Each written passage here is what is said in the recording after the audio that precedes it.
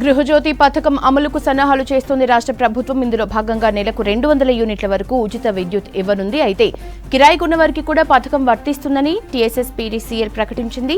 Free కరెంటుపై social మీడియాలో జరుగుతున్న తప్పుడు ప్రచారాన్ని నమ్మొద్దని తెలిపింది. అద్దెకు ఉన్నవారు గృహజ్యోతికి అర్హులని ట్వీట్ చేసింది. అయితే ఫ్రీ కరెంటు స్కీమ్పై ఇప్పటివరకు రేవంత్ సర్కార్ ఎలాంటి గైడ్ లైన్స్ రిలీజ్ చేయలేదు. ఇటీవల ప్రజాపాలనలో ఫ్రీ కరెంటు కోసం 81,54,000 మంది దరఖాస్తులు చేసుకున్నారు. గత నెల 1 నాటికి రాష్ట్రంలో 1,31,00,000 ఇళ్లకు కరెంటు కనెక్షన్లున్నాయి. వీటిలో 2022-23 ఏడాదిలో సగటున నెలకు 200 యూనిట్ల లోపు వినియోగించిన ఇళ్లు ఎన్ని ఉన్నాయో డిస్కంలు పరిశీలిస్తున్నాయి. ప్రభుత్వ నిబంధనలు విడుదల చేశాక అర్హుల గుర్తింపుపై మరింత స్పష్టత వస్తుందని విద్యుత్ అధికారులు తెలిపారు. గృహజ్యోతి ఇటీవల కేబినెట్ గ్రీన్ సిగ్నల్ ఇవ్వడంతో కరెంటు మీటర్కు Aadhaar card, ration card link చేస్తున్నారు విద్యుత్ సిబ్బంది. ఇండ్ల దగ్గరికి మీటర్ రీడింగ్కు వెళ్లినప్పుడు వివరాల్ని సేకరిస్తున్నారు. ఈ నెల 15వ తేదీలోపు మీటర్కు Aadhaar card, ration card link చేస్తే ప్రక్రియ పూర్తి చేస్తామన్నారు విద్యుత్ అధికారులు. గృహజ్యోతి స్కీమ్ అమలుకి సంబంధించిన డీటెయిల్స్ యాదగిరి అందిస్తారు లైవ్ లో. యాదగిరి, ఇంటి ఓనర్లతో పాటు అద్దెకుండే వారికి కూడా పథకంపై అమలుపై వివరాలు ఎట్లా ఉన్నాయి? యశోద, ఏదైతే ఈ కాంగ్రెస్ 6 గ్యారంటీలో భాగంగా గృహజ్యోతి అనేది ఒక పథకం. ఎవరైతే 200 యూనిట్ల వరకు కరెంటుకు సంబంధించి 200 యూనిట్లకు వినియోగించుకుంటారో వాళ్ళందరికీ కూడా ఉచిత కరెంటు ఉంటుంది, ఇస్తామని చెప్పేసి కాంగ్రెస్ చెప్పింది. అధికారంలోకి వచ్చిన తర్వాత దానికి సంబంధించిన ప్రాసెస్ కూడా మొదలుపెట్టారు.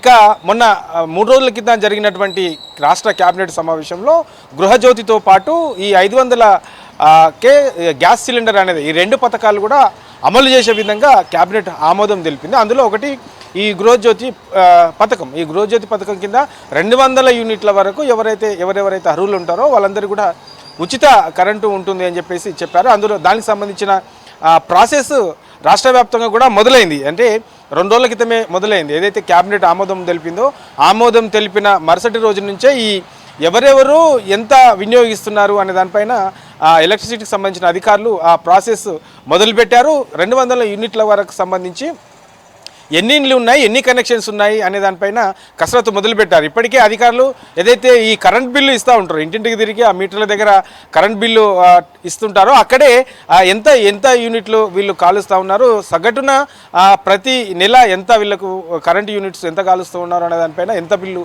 వస్తుంది అనే దానిపైన దాని మీద పరిశీలించి అక్కడికక్కడే 200 యూనిట్లలోపు ఉన్నవాళ్ళు, తర్వాత 200 కంటే పైగా ఉన్నవాళ్ళు, సో వీళ్ళకి సంబంధించి అంతా కూడా ఆ కరెంట్ బిల్లు ఇస్తూనే అక్కడే ఏదైతే ఈ ఆధార్ కార్డు 200 యూనిట్ల లోపు ఉండే ప్రతి ఇంటి కనెక్షన్కి సంబంధించి మీటర్ దగ్గర వాళ్ళ దగ్గరికి వెళ్ళి వాళ్ళతో మాట్లాడి వాళ్ళ ఆధార్ కార్డు, తర్వాత రేషన్ కార్డును ఆ మీటర్కి సంబంధించి ఏదైతే ఉంటుందో దానికి ఆ మీటర్ నెంబర్కు లింక్ చేస్తున్నారు. సో ఇది కంటిన్యూగా 2 రోజుల నుంచి కొనసాగుతుంది. అయితే ఇందులోనే సోషల్ మీడియాలో గత 1-2 రోజుల నుంచి కంటిన్యూ ఏదైతే ఈ లింకప్ స్టార్ట్ అయిందో, ఆధార్ కార్డు, రేషన్ కార్డు, ఈ కరెంట్ మీటర్కు లింకప్ స్టార్ట్ అయిందో, ఆ స్టార్ట్ అయిన రోజు నుంచే సోషల్ మీడియాలో కొన్ని తప్పుడు వార్తలు చక్కర్లు కొడతా ఉన్నాయి. ఎవరైతే ఈ రెంట్కుంటారో, అద్దెకుండే వాళ్ళు అర్హులు కాదు, వాళ్ళకు వర్తించదు, వాళ్ళకు రాదు అని చెప్పేసి కొన్ని వార్తలు వస్తున్నాయి. సో దీన్ని చూసినటువంటి టీఎస్పీడీసీఎల్ ఎలక్ట్రిసిటీకి సంబంధించినటువంటి అధికారులు దీన్ని ఖండించారు. దీనికి సంబంధించి ఒక ట్వీట్ కూడా చేశారు. సో అద్దెకుండే వాళ్ళకు కూడా అర్హులే, వాళ్ళకు కూడా ఈ 200 యూనిట్ల ఉచిత కరెంట్ అనేది వర్తిస్తుంది, ఎవరు కూడా ఆందోళన చెందాల్సిన అవసరం లేదు అని చెప్పేసి ఎలక్ట్రిసిటీ డిపార్ట్మెంట్ నుంచి ఒక ట్వీట్ అయితే చేశారు. దీనికి సంబంధించి ఇంకా పూర్తి నిబంధనలు అసలు ఏమేమి ఉంటాయి, నిబంధనలు ఏంటి అనేది ఇంకా పూర్తిగా రాలేవు. దానిపైన స్పష్టత వచ్చిన తర్వాత క్లారిటీ ఇస్తాము. ఎవరు కూడా ఆందోళన చెందాల్సిన అవసరం లేదు. ఓనర్లతో పాటు అక్కడ ఎవరైతే రెంటుకుంటారో అద్దెకుండే వాళ్ళకు కూడా ఇది వర్తిస్తుంది. అంటే 200 యూనిట్ల వరకు ఎవరెవరు కాలుస్తున్నారు, 200 యూనిట్ల వరకే ఎవరెవరికి కరెంట్ బిల్లు వస్తుంది.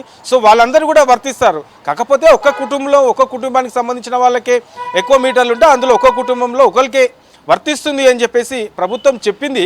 కాకపోతే దీనికి సంబంధించి ఇంకా పూర్తి స్థాయిలో దీనికి సంబంధించినటువంటి నిబంధనలు ఏంటి, ఎవరెవరు అర్హులు, ఎంతమంది ఉన్నారు, సో ఎంతమందికి ఇవ్వబోతున్నాము, సో ఈ అద్దెకుండే వాళ్ళ పరిస్థితి ఏంటి, ఒకే ఇంట్లో ఓనర్కు 200 యూనిట్ల లోపు వస్తుంది, తర్వాత అద్దెకుండే వాళ్ళకు కూడా 200 యూనిట్ల లోపు వస్తుంది. సో ఇలాంటి వాళ్ళకు ఏం చేయబోతున్నాము, సో ఇదంతా కూడా ప్రభుత్వం దీనిపైన దీనికి సంబంధించినటువంటి రూల్స్ ఫామ్ చేస్తుంది. ఆ తర్వాతనే ప్రతి ఒక్కరికి 200 యూనిట్ల లోపు ఎవరెవరైతే అర్హులు ఉంటారో వాళ్ళందరికీ కూడా ఈ స్కీమ్ వర్తిస్తుందని చెప్పేసి ఈ ఎలక్ట్రిసిటీ డిపార్ట్మెంట్ నుంచి అయితే ఒక ట్వీట్ చేశారు. దానికి సంబంధించిన నిబంధనల విషయంలో అధికారులు బిజీ ఉన్నారు. దానికి సంబంధించి మరి 1-2 రోజుల్లో దీనిపైన ఒక స్పష్టత వచ్చే అవకాశం అయితే ఉంటుంది. కాకపోతే సోషల్ మీడియాలో ఏదైతే అద్దెకుండే వాళ్లకు ఇది వర్తించదు అని చెప్పేసి సోషల్ మీడియాలో వస్తుందో దాన్ని తిప్పికొట్టింది. దాన్ని ఎవరు కూడా నమ్మొద్దు, అవన్నీ కూడా తప్పుడు వార్తలు, ప్రజలు ఆందోళన చెందాల్సిన అవసరం లేదు. అర్హులు ఎవరైతే ఉంటారో ప్రతి ఒక్కటి కూడా ప్రభుత్వం ఏదైతే పథకాలు అమలు చేస్తుందో ఈ అమలు చేసే పథకాలు ప్రతి ఒక్కరికి కూడా అర్హులైన వాళ్లకు అందే విధంగా ప్రభుత్వం కృషి చేస్తుంది. అధికారులు ఆ దిశగా పనిచేస్తారు. ఎవరు కూడా ఆందోళన చెందాల్సిన అవసరం లేదని చెప్పేసి ఒక క్లారిటీ అయితే వచ్చింది. దీనికి సంబంధించి పూర్తి స్థాయిలో మరో 2-3 రోజుల్లో ఈ నియమ నిబంధనలు ఏముంటాయి, సో ఎవరెవరు వర్తించబోతున్నారు, ఎంతమంది ఉన్నారు, దీనికి సంబంధించిన ఖర్చు ఎంత అవుతుంది అనేది ఒక స్పష్టత వచ్చే అవకాశం ఉంటుంది. యశోద.